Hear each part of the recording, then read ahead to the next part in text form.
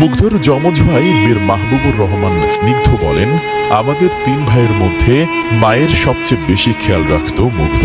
কি লাগবে না লাগবে সবসময় মাকে দেখে শুনে রাখত। নিজে ফ্রিল্যান্সিং করে নিজের খরচ চালাতো।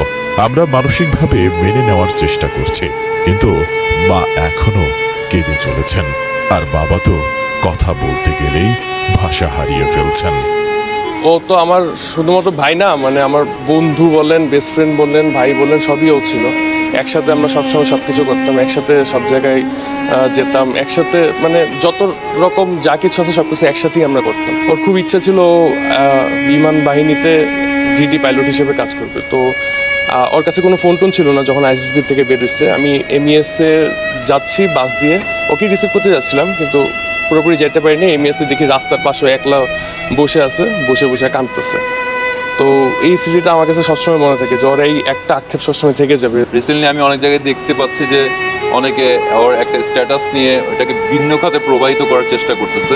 হ্যাঁ, আমার রিকোয়েস্ট, আমার পরিবারের পক্ষ থেকে একটা রিকোয়েস্ট, যাতে ওকে কোনো খাতে কোনো প্রবাহিত করা